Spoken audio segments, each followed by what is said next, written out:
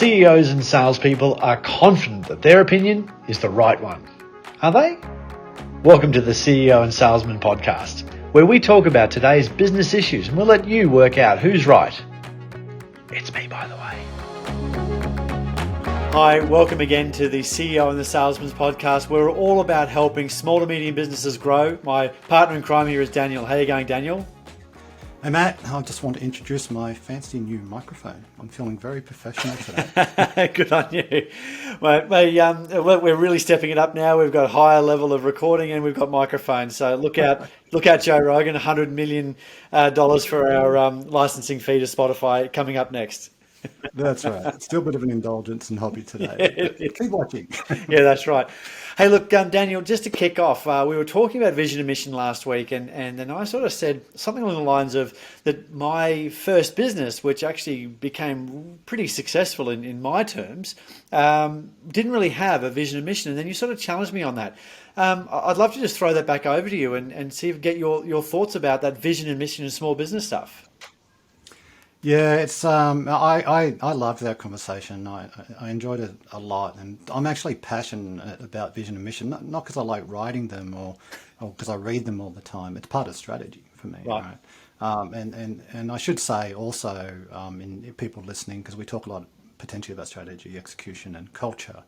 What I've learned along the way, a good culture will solve a bad execution.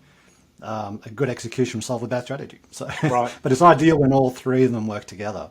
Is really what's going on, and it was really fascinating because I know you're successful, man, and you do things with passion and vigor, and you talk about you and your business quite a lot, and it got me thinking. There are many founders and owners who go to market. They've either written a vision, mission statement, put it in the drawer. Yep. Because it's part of business planning and everyone's meant to do it. Sure. Or they don't do it at all. They just keep going, and they're really successful. You can't, and success is levels of tiers, but as a business that gets going and successful and flourishes, it's really good. And it got me thinking, in that instance, the vision, the purpose of vision and mission is to unify the team and also help the marketplace know what you do, creates differentiation. When you don't have one, but you have a founder involved, they are the vision and mission. Yes. They would be in the meeting going, this is what we're doing. This is how we're doing it. And they would be speaking to customers and selling them on themselves, often when you start a company. So you would have been selling people on yourself, Matt. I've done that myself. Yep. So you embody the vision and the mission, but the question and you're successful because everybody rallies around you because you're a small company. Yep. Right? So you can coach, mentor, adjust, call out good values, bad values every day of the week. Try that with 10,000 employees. It's hard. You can't do it. Exactly. And so when you're at the top of that pyramid, the only thing, very few levers, big ones though, is vision and mission. Now, of course, getting to 10,000 is a completely different kettle of fish. But if you're a founder or an owner, and you want to take time off, go away, exit, heaven forbid. Yes. How does the company continue being what it is without you there unless you educate people on the vision and mission of the business? How often would you say that we would have to go ahead and revisit that? If we are going to write a vision and mission, and we are speaking to lots of small businesses, and most of the ones that I deal with aren't really in that space of dealing with vision and mission. It seems a bit wishy-washy or a bit vague. But if we're trying to grow, or because we're trying to grow, how do we reinforce it? How do we start that conversation? Yeah, that's really, you know what, first of all, recognize we're in Australia.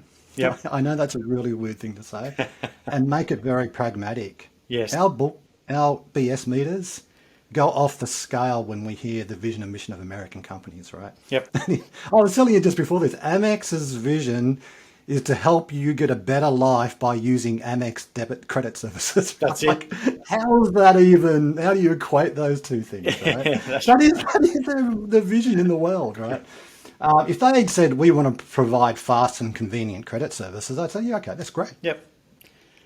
I buy into that, right? But you know, And I think what Australian. was their line? Membership has its privileges. Like, look at that. I don't think I've seen an advert from them for 15 years, but I remember That's that. With right. I get the Amex Yeah, card and the thing, and I feel good because it's gold, or feel good that it's a yeah, special color. So these are the things they get yeah. sort of get you to think about.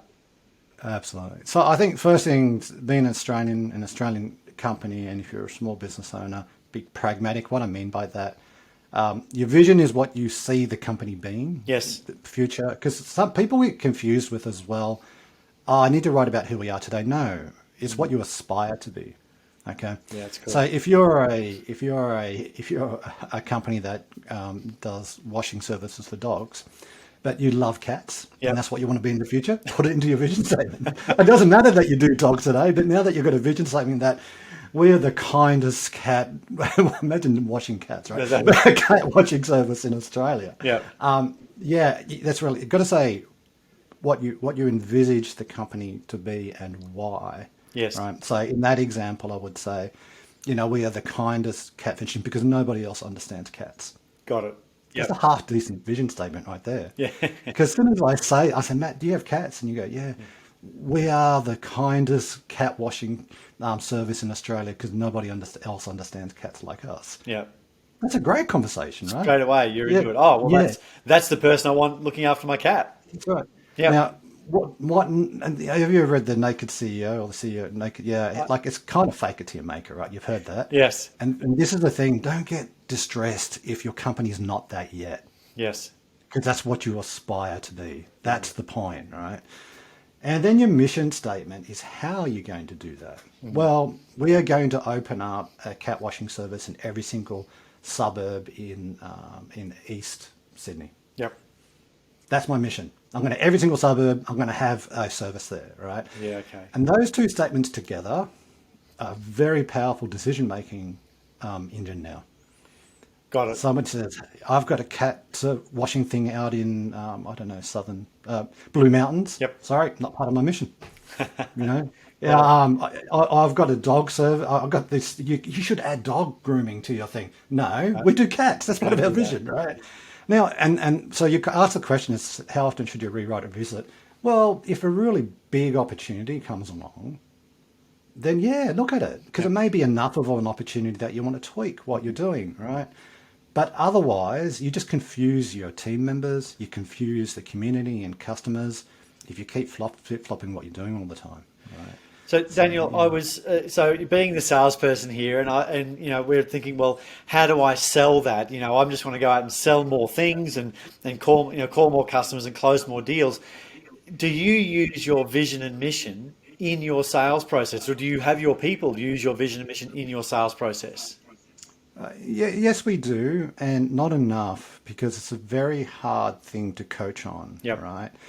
I wrote our vision and mission, unlock the operating potential of our customers to maximize the business value. Right. That's our vision. Excellent. That's the reason we exist. So when I sit down in front of a CEO and they go, what does Klugo do? I'm here to unlock your operating potential so I can increase the value of your company. And they go, well, how are you going to do that? Yeah. Well, our mission is to do that with NetSuite plus Next Service, right? Because it's an ERP package and that's what it does for companies like yourself, right? So straight away, I'm not talking products and features. I'm talking about what our relationship's going to be, Yes. right? Yeah, because if you said, And I they just can want call here to sell your CRM and an ERP system and stitch it all together with better. nothing to do with that. Yep. They're just the tools that we use to unlock your operating potential, Matt, is the conversation there. So I have I'm a small business. We have a couple of BDMs, and the most common trap they fall into is the customer starts asking questions around, does your product do this? Does your service do this? And I just want to grab them, get them to take a really deep breath and say, I'm going to get to all of that later, but first of all, I'd really like you to understand what we do for our other customers. That's great. I love that. Yeah. You're doing the sales conversation for me. I'm now a passenger in this. This could be just the CEO and the CEO podcast. But like and what you're selling, because when you sell your vision and mission, because I'm founder and I wrote it, I'm Yes. selling the company, not the products and services. Yep. To me, that's the most significant. If you're listening to this, stop right now and just make that change, quite frankly. Yeah. Yeah. That's And guess powerful. what? It is not just your salespeople, it's your services people as well. They need to understand because they're the ones that are bringing the value. Yep. So there They you go. need to That's the understand that. thing. If Yeah. you're doing plumbing or you're selling CRMs, you're actually not doing those things. You're actually that's the path to get there. But what you actually do is you create this long term vision for you try to have your customers step into that future vision. I want to maximize the operating potential of my business. Yeah, I want that. And whether Yeah. Klugo uses NetSuite or a wobble board on the side of the highway, we really don't care. Doesn't matter. If we achieve growing their value, we've won. The Yep. customers won as well, right? Yeah. So, look, it sounds easy, and we aspire to that, Matt. Yes. I say categorically, we are not there today, all right? Yep. But I aspire every single decision we make, everything we do internally, how's that adding to us achieving our vision, right? Yes. Because I know if I achieve that and word gets out, we're going to do really well.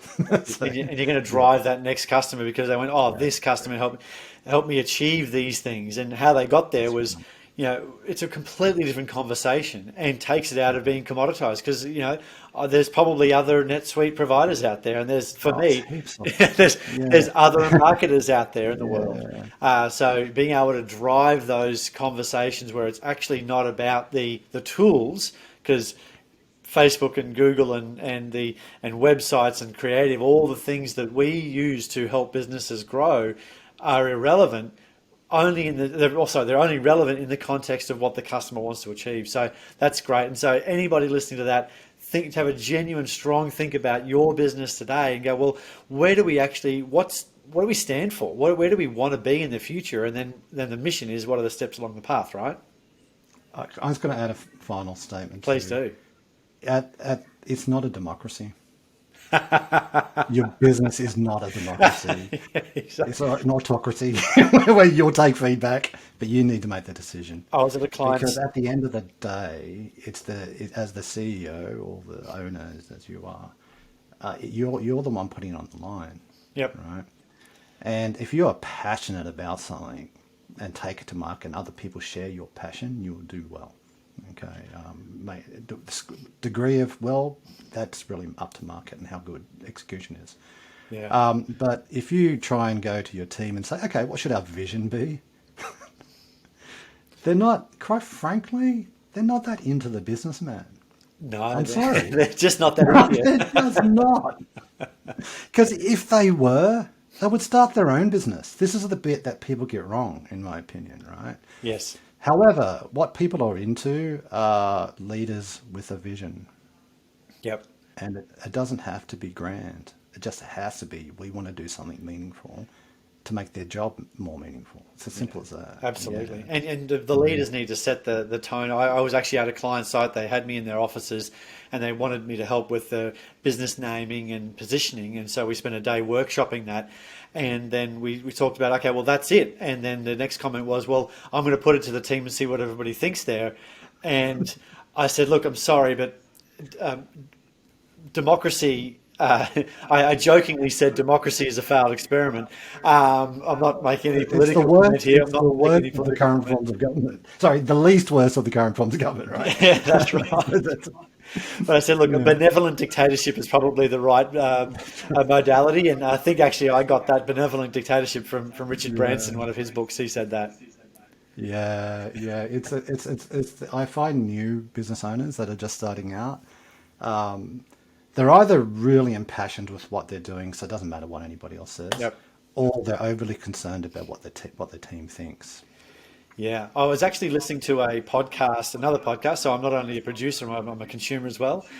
Tim Ferriss was interviewing one of the partners at Sequoia Capital, one of the biggest VC firms in the world, and they used to work at McKinsey, and they have those 4-box matrices that we all know and love now in our in businesses. And they said, well, the best founders are the ones that have strong vision and are hard to get along with.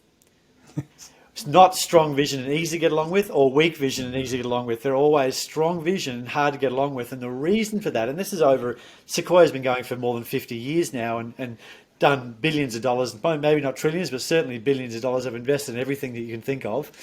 And they reckon that the founder who's got a really clear mission, a really clear idea on the future, and then has the ability to bend reality. Think Steve Jobs, think Bill Gates, think these guys who have said, no, this is the way we're doing it. This is the way it's going to happen. And so they're a little bit hard to get along with because the status quo is not acceptable to them. So they go, well, this is what we need to achieve, and I don't care about the status quo. They're the ones that are most successful. So definitely not a democracy in those organizations that really drive forward.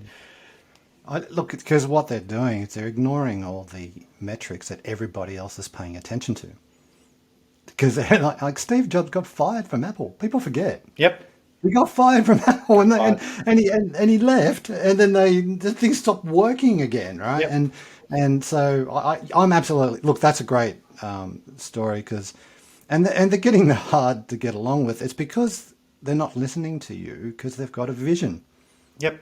So it's either get on the train or get off. Yeah. And imagine if we'd gotten on the Apple train at the beginning, Matt. We wouldn't be doing this podcast. That's right. Probably own the podcast. They're all multimillionaires. Every single employee, people that stayed, they're just like Bill Gates. Oh. That guy as well. He was 19 or something when he founded it. Richard Branson, but he did a lot of different companies. Yes. But and if you had gone back and this is an amazing story about Bill Gates. He was so worried about the big players not paying him. He demanded that they had a year's worth of salaries in the bank so he could pay everybody that had families. He was worried about not being able to pay people. Isn't that amazing at that age, right? Yeah. And because all his engineers and stuff, because he was like 20 people, 30 people dealing with IBM at the time. Yeah, they were trying to manage the beast. I won't say IBM directly, so I might get sued. But he was worried about them defrauding or not paying, right? Or some of the big players. Yep. So, or just deciding to build their own operating system, or like they did. There's always right? That went up there in the bin of history. So. So I that with a great vision, but we must say though we're not all market movers like that, including myself. And I think and this is just me as an Australian, right? Because I spent a lot of time in the US, and I just don't buy into it. I just personally don't buy into the rah-rah, right? Yep. And it's good to experience it, but it just doesn't. I'm not going to go and run off and join their company all of a sudden, right? But when I meet pragmatic business owners that can explain to me in terms of what they're doing, I can get on board really quickly. Yes. Yeah, you know what I mean? And I think, and I do think that is the culture. It's probably English culture, and probably Canadian as well. We're less. I find American salespeople. God, if you're an American listening to this, first of all, welcome. But appreciate you. I don't find American salespeople do very well in Australia. In Australia, no. Yeah. Yep. Although I have seen, if I could just, what I've seen is the level of we're going to make it, and we're going and the unstoppable, self-assuredness has created success. Whilst their enthusiasm for all of those things we've been talking about might be less acceptable, but their stick-to-itiveness, that's a new word for you, their ability to drive forward. Yeah, they're tenacious, right? The tenacity has, I have seen that succeed. So I can't say that the ones that I've experienced, when they've been given the right tools, that inbuilt, I can do this, that inbuilt ego or tenaciousness, that has actually created success. That's the key difference that I can see there. Yeah, I think you're right, and I think that's just a work culture thing as well. We have Australia, we're blessed, mate. So in the US, when I was selling in the US, I had to adjust because people want to be sold to like that. Yeah, right. And if you're not, they think you're being disrespectful. It's the bizarrest thing, right? Yes. They want the how you treat them. They want the dinner and lunch, and they just want all of that. Yes. Whereas Australia's like, why would I have lunch with you for? Like, I want to go and spend my time with this. That's right. Well, that's it. I feel weird, and taking a client to lunch, they feel, well, am I going to get stitched up now? What's coming down the pipeline here? A bit more skeptical, maybe. we've just gone multinational. I'm very happy about this podcast. That's right. Who else can we offend? Let's go after the That's business. right. Okay, that's 330 million listeners we're not going to get. Yeah, that's right. Just a small part of the marketplace. Don't worry about it. Just sort of switching gear, and I know we're sort of talking about sales, and we talk about company growth, and we spoke about in previous podcasts about account-based marketing. And I got a couple of questions about that, but I wanted to kick that to you. How are you going about the process of account-based marketing, and what have you discovered in the last little while about it? It's definitely a journey. I know that's used a lot in marketing. It's Yeah. definitely a journey. I've made mistakes. It's reassuring to hear that I'm not the only person making those mistakes. Yeah. They're not devastating mistakes. Like, for example, in a couple of podcasts back, I announced that we turned off all of our other campaigns, Yep. paid, but I didn't fully appreciate or didn't get the advice or understand. It's my fault because I was fairly direct. Why would I spend that money? Because I'm doing this. Well, I'm not understanding the impact over SEO because Google's a machine to make money. You just, unless you're feeding that machine, you get deranked and so there's some strategies there we've got to re-employ. Also, the idea of surrounding somebody is not fully realised. I think we're a little bit in the dark with that. You need to help us out, Matt, in the meeting after this. But all in all, though, the most successful part of it's now sales and marketing. It's not marketing doing lead gen for sales. Yes. It's a dramatic shift, and we're only a small team, but I have my creative person saying to the sales guys, I've looked at the customers you're speaking to, 50 of them fit into this vertical. Do you want us to do a campaign around it? That's so powerful. Great. Yeah, that is so great. Where before, these campaigns were going out and we're hoping to get a lead, right? Yep. So it's really good that way. And again, we're a small, but I can imagine it working in larger companies. It's just that whole thought space is in the one room. Yes. If you think, the marketing team now so much more, they've learned so much more about selling now. Well, it's an important skill for everybody to understand is how the business actually gets somebody to sign the document. It's and in the previous times, and that's why my company is Sales and Marketing Together. The first name that Tracy and I came up with, which was just terrible, and I'm glad we stopped it, but it was Sales and Marketing Playing Nicely. We called it Sam Plan, which is just awful and embarrassing. But we did Sam Plan. We did a couple of recordings under the moniker of Sam Plan because we just needed to get into the business world that if you don't play nicely together, then it's just going to be, well, I need more marketing qualified lead and you salespeople need to create more sales qualified leads. And they essentially just toss it over the hill, over the fence. And that's the end of it. And it's so amazing about what you just said, right? And tossing over the fence and it's not only do they need to play nicely, it's the synergies you get. Like I've got marketing people who've been with us for 3 years go, I did not know the product did that. wow. And because if you think about a salesperson, the very first thing they do is they get a list of needs, right? Yes. But then we're expecting marketing people to go out and campaign on these needs, but they have no direct interaction. And it's the same thing. I think it goes through the entire business. I'm getting there's two, but getting them more involved in the after sale engagement because they need to hear the feedback of the impact of what we've done directly from the owner of our customers. So they can personalize that and go to the next CEO and go, I've just met with such and such, and he talked about what we did. And in this way, that's very powerful. Now, we get to do that because we're small, but that's exciting for me as well. So, Matt, look, I've got to say, I think when we talked to you ages ago, and we sort of got part of this journey, I hadn't fully understood, I didn't fully understand the magnitude of the cultural change, and it's significant. I could imagine large, medium-sized companies, even larger, it'd be very disruptive to attempt to put in ABM. I'm not sure how you would start with those companies. Yeah. There needs to be a conversation about what the goal is, and then it'll take time. You really need to understand who the target customer is, what they want, and then people need to spend time in each other's department and see if we can stitch those departments together. That's what you've done there is really key. Is saying, well, we've got these, because the typical structure of an account-based marketing is awareness, awareness. Consideration conversion. Conversion. Sorry, just decision. Awareness, consideration, decision. And you were talking about conversion areas. So anyway, so you need those 3 stages, but there's no sales versus marketing in that. It's all stitched together, and then really it's the referral part at the backside, because as everybody who's listening to this knows, or has at least heard it at least 1,000 times, is continuing to work with an existing customer is way cheaper and more effective than trying to win a new customer.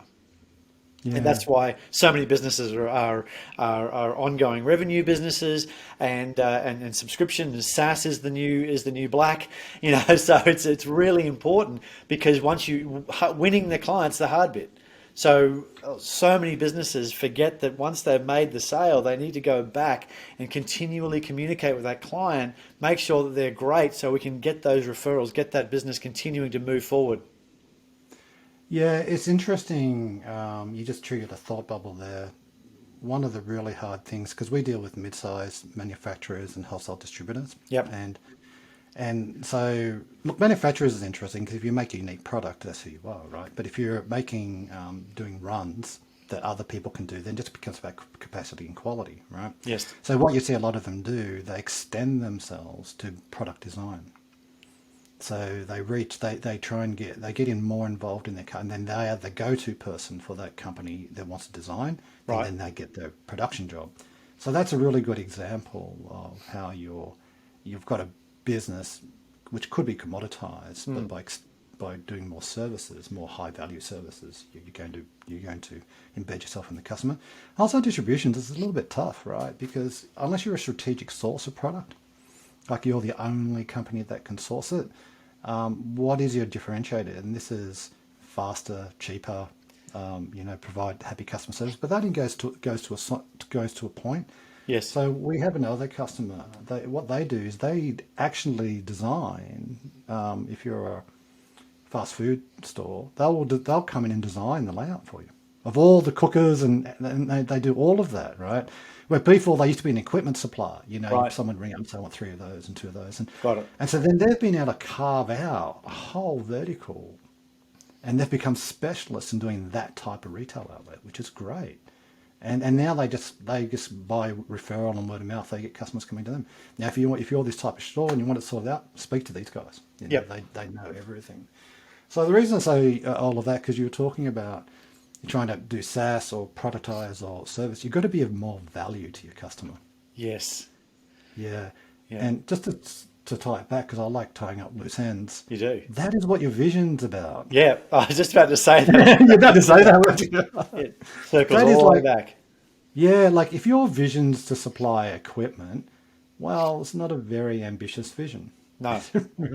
But if your vision is to fit out and supply and be the single service provider for franchises, because you know how they operate, that's pretty powerful, because as soon as the franchise operator hears that, I want to deal with them. Yeah. Yeah. I want a one-stop shop that knows the answers to my questions, rather than, I don't know if this fryer will fit in there. Who cares? I'm going to sell it to you. Yeah, I don't get that. I don't care that the chip fryer doesn't work with the donut fryer. They don't get on through their little artificial intelligence chips. So that's what it's going to get to one day. But the moment a fridge complains to me that the washing machine's no longer talking to them, Matt, I'm done. I've had enough of this world. My Samsung does tell me on my phone that it's finished, so we're getting there. That's right. Well, look, this has been a really great conversation. So hopefully everybody can think about this and think about their own business. Small to medium businesses don't, the vision and mission is not the domain of the large businesses that need to get everybody on the same page. Even the smallest business need to get everybody on the same page by going, this is where we want to go. This is our vision, and this is our steps we're going to get there with the mission. This is how we're going to do it. So look, I've really enjoyed this conversation today, Daniel. Thanks once again, and I'll see you next week. Thanks, Matt. See you then. Bye now. Thanks for listening to the CEO and Salesman podcast. If you've got a leadership, sales, or business question, we'd love to hear it. And of course, we'd also love to add our 2 cents on the subject. Tune in for next week, where we talk about all these things and more. Bye for now.